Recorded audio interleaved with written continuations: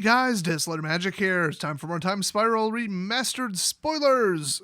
AKA the hunt for anything vaguely worth money continues. You never know, the set might turn out. Although the first card is Quasilight Pride Mage, that's 70 cents. Next up we got Feather the Redeemed, which is unfortunately also 79 cents. But ooh baby, what do we have here? The card that everybody saw coming. It's a Chroma's Memorial from Future Sight. It was also printed in M13, and then it was, of course, in the Mystery Booster, and it seems to be about $20 to $25 depending upon where you look, but this reprint might take it down a tiny bit. So, I mean, yeah, cool. It's just the packs are like $6, $7, $8 depending upon where you buy them, so, you know, a $20 card isn't that impressive. Usually sets like this are propped up by the $50 to $100 cards, but, I don't know. I mean, foil of this is worth a fortune. That said, you can't really count on foil mythics, and also, it's not really a fortune, it's like $50. Nobody wants the curly bendy boys until they do them all in etched foil so that they don't turn into bendy boys. Next up, we've got Arcades. Do you think he has Crazy Taxi? Well, regardless, looks like this is about a $12 card. Once again, Card Kingdom seems to think that in a fake old frame that it never actually was printed in, somehow that makes it worth $20. I don't think so. And I think in this video I'm going to proceed to completely ignore the ridiculous prices that are higher than the original prints. Next up, Everflowing Chalice, classic card here. Unfortunately, this thing just keeps going down as you proceed through time. Once you end up at about double masters, yeah, it's about 35 cents. Next up, another Spicy Meatball, Sylvan Scrying. It was in BFZ actually, which was printed at a pretty high volume, which explains the 79 cent price tag, and also it was an uncommon. Next up, we've got Contagion Clasp. Interesting card, but doesn't even clear $1. Next up, we've got Lavinia, the stopper of degenerate crap.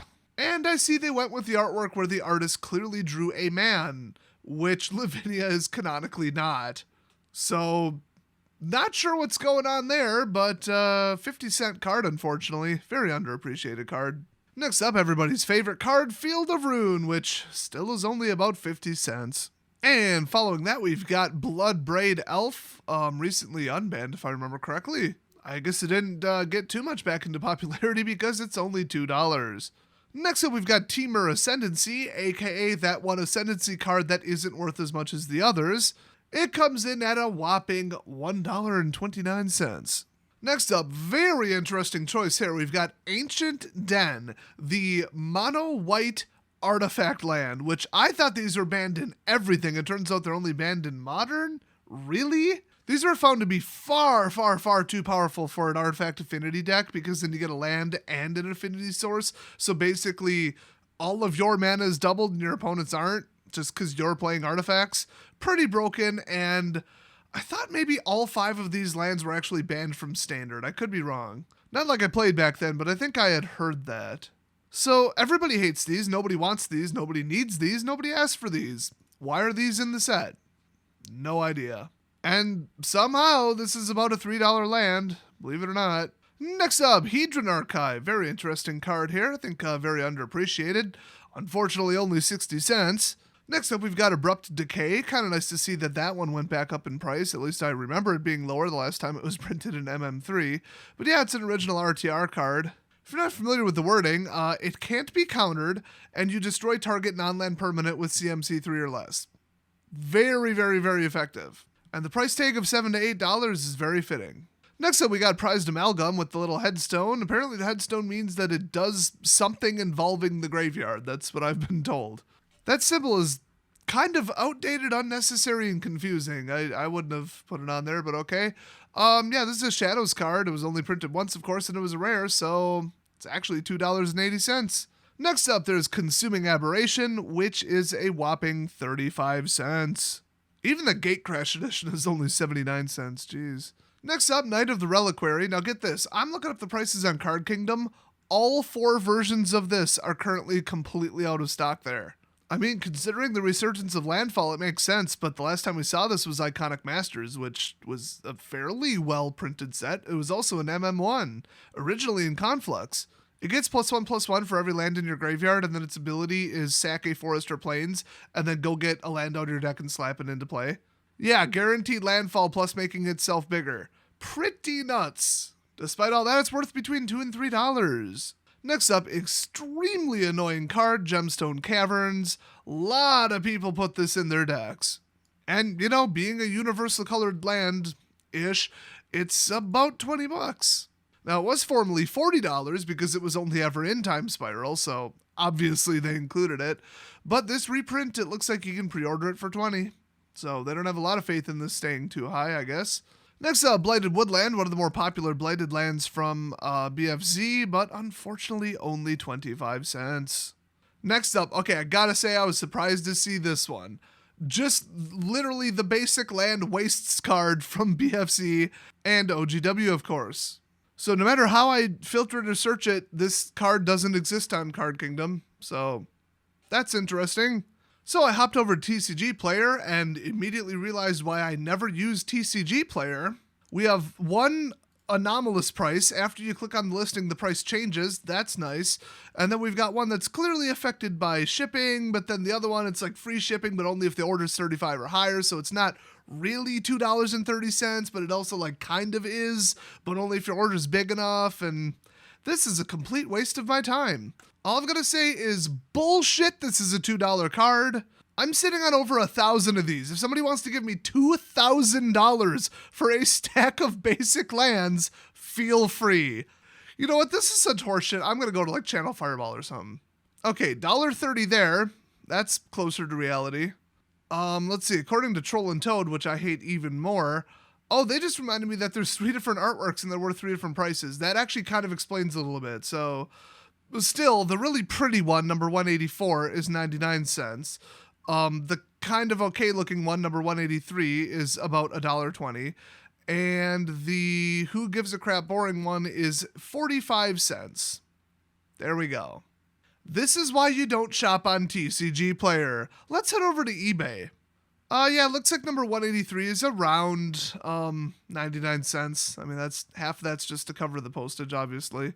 A set of 4 of them is only about $3.50 though, and that is from the seller Goods-Seller. You might have heard of them. I forgot who that really is, but it's like some big name in the Magic world. I thought it was MTG Mint Cards. I thought they were the same person. I don't know.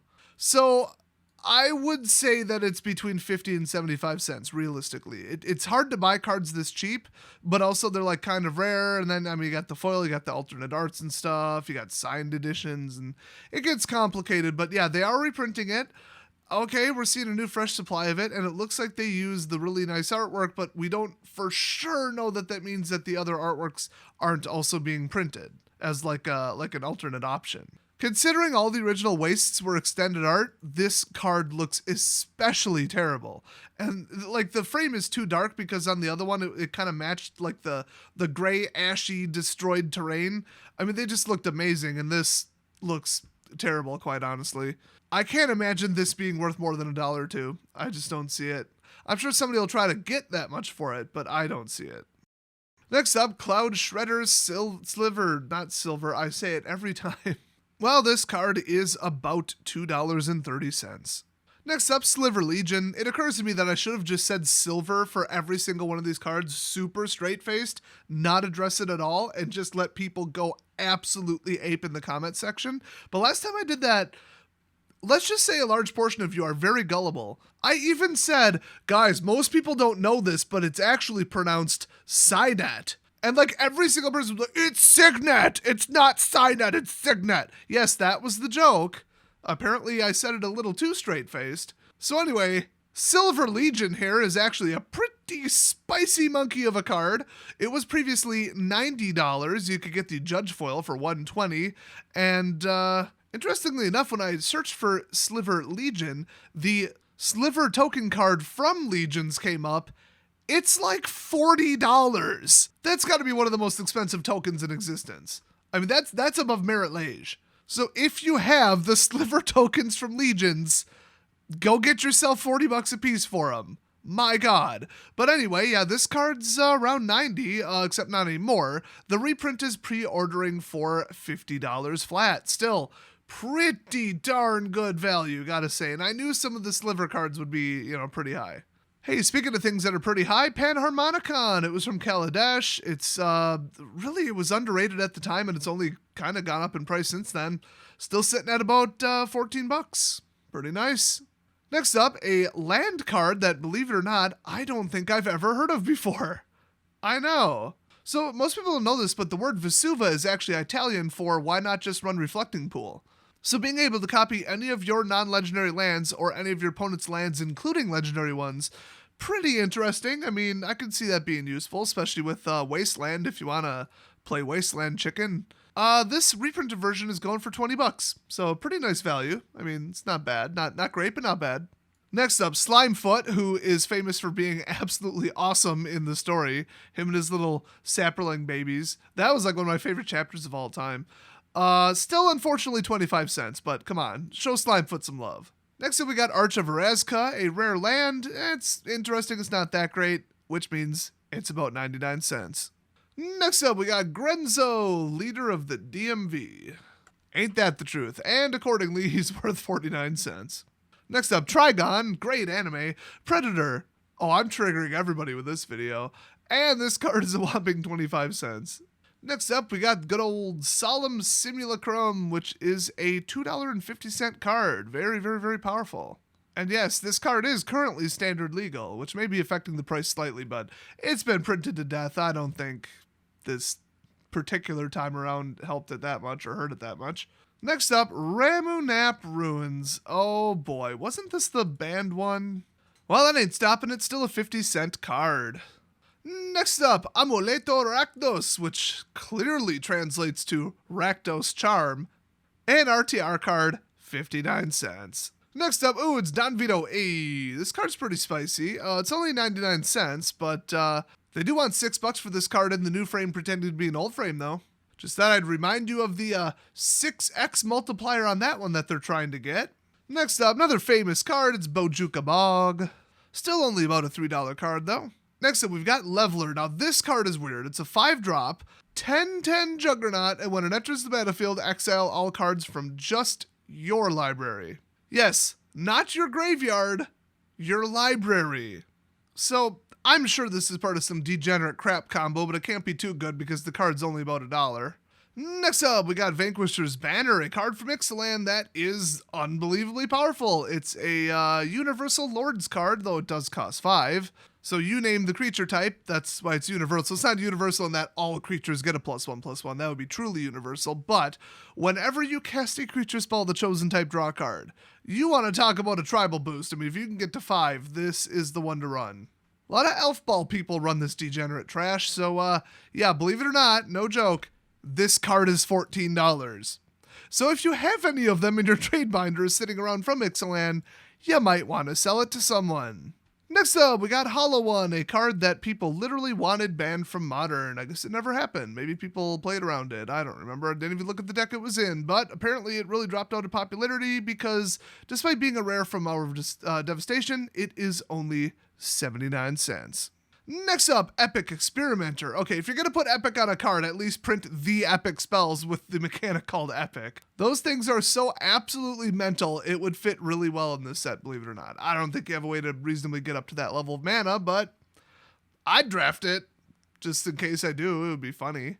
Anyway, this very, very inferior version of an Epic card is 50 cents. Next up, we got Tide Hollow Sculler, which sounds like I'm just saying Scholar incorrectly, and it is 40 cents. Next up, Mystic Sanctuary, recently banned from, I don't remember, something, Pauper, Modern, Vintage, I don't know, who cares. Still only 79 cents, though. Next up, we've got Mortify, very famous card, not strangely worth all that much, though. I bet that's because of Anguished Unmaking, but yeah, it's still about $1. And that is it for today. So we had, I think the highest card now is the Sliver whatever card thing. No surprises there from you Commander 5-color players. So we've got a little bit more value in the set, but for every, $20 to $25, $30 card that we saw, which were few and far between, we've got a ton of dollar on down cards. And honestly, for, like I said, 6, 7, 8 a pack, you're probably not going to be real happy with a $3 or $4 card. I mean, it's not an absolute just, oh wow, 25-cent bulk, but I mean, what would you even get on a buy list for it, So yeah, I mean, I'm yet to do the numbers because we don't have all the cards yet, I don't think, but the box EV does not look good for this. It just really doesn't. But boy, a lot of really interesting cards in here. So I always tell people, if you want to buy this just to draft it, I can definitely get behind that. This set looks insane for draft. So many crazy cards, so many classic cards, and remember, every pack has exactly one of these in it, I think. Yeah, I'm just going to add that to everything I say now because I was wrong last video. Strixhaven was the one that had 3, whatever bonus cards those are. You know, the ones where they can be Japanese art, but not necessarily. That was the one with the collector's booster. So I guess this one just doesn't have a collector's booster at all. Good, give us a break from that crap. Everybody's sick of that product, honestly. So, hey, thanks for watching, everybody. I've still been way too busy doing other work this week to record the videos I have actually said are coming, so keep holding tight for that, and I'll see you guys next time.